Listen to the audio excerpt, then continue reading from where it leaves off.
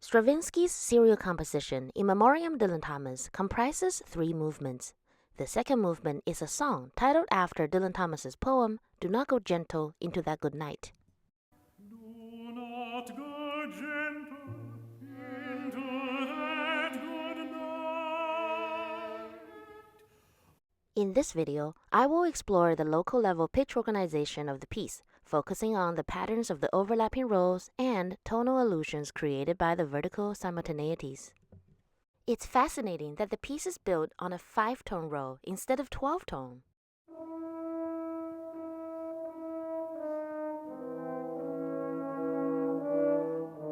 That was the opening of the piece, which begins with P0, containing the notes E, E-flat, C, D-flat, and D. Throughout this piece, these row forms appear melodically.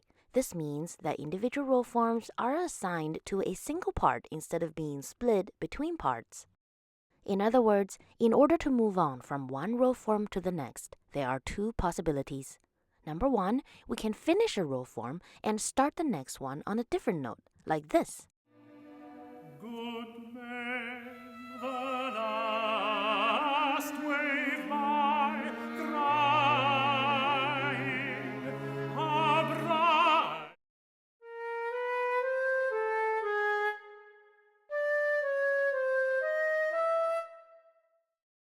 Or we can have the 2 row forms overlap over 1 or more notes.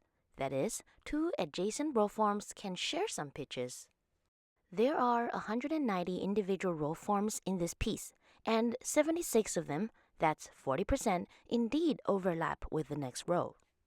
Let's take a look at the row form itself.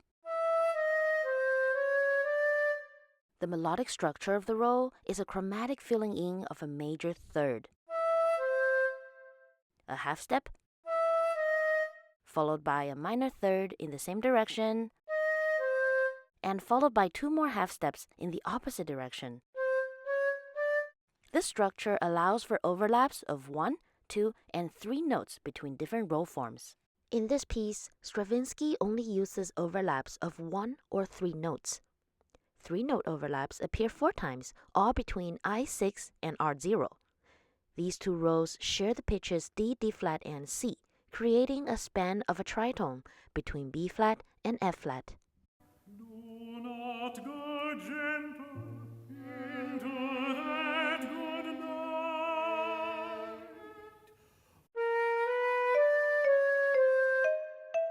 Among the 1-note overlaps in this piece, there are 2 patterns. Most pairs of rows feature what I call the symmetrical boundaries. The second row ends on the same pitch as the beginning pitch of the first row, just like P0 and I10.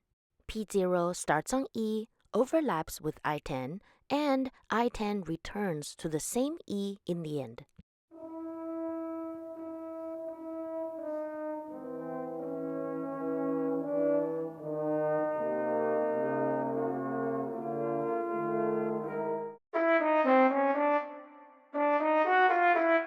The remaining 1-note overlaps reveal a second pattern. The beginning pitch, the overlapping pitch, and the ending pitch form set class 0 to 4, or 2 whole steps. For example, P9 and P7. P9 begins on D-flat, overlaps with P7 on C-flat, and P7 ends on A. The last wave by, crying, how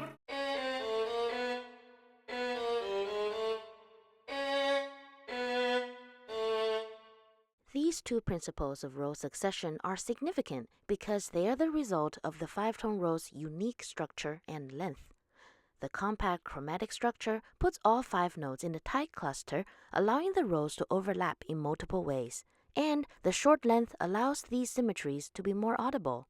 At last, one of the most striking aspects of the piece is how the music constantly evokes tonal harmony despite being serial. One highlight is the F-flat major triad that closes the first section in movement 1.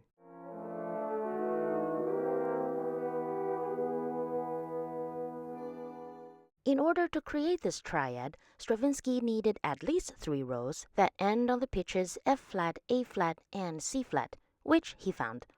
Meanwhile, these row forms are combined to create other tertian simultaneities along the way, a diminished triad on the downbeat, a dominant seventh chord on the second beat, and a minor triad on the third beat.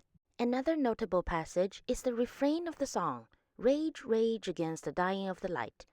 In this passage, 4 of the 9 simultaneities are triads, E minor, D flat major, D minor, and C diminished. Rage, rage against the dying of the light.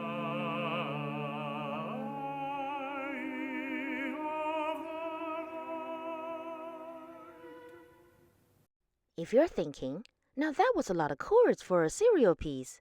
Well, wait till you find out that out of the 280 simultaneities in this piece, 72 of them, that's 25.7%, are full triads or full seventh chords. I didn't even count the sonorities that could be heard as chords, such as triads with 1 extra note or seventh chords missing a fifth. This high percentage of tertian structures creates allusions to tonal music, giving the piece a lyrical and nostalgic quality and softens the composition's sense of dissonance, coldness, and obscurity associated with serialism. In conclusion, Stravinsky's In Memoriam Dilettantissimus is based on a 5-tone row that can support multiple layers of design. Because the row is so short, it's easier to manipulate and is more audible, making this work an excellent teaching model for serial music with tonal flavor.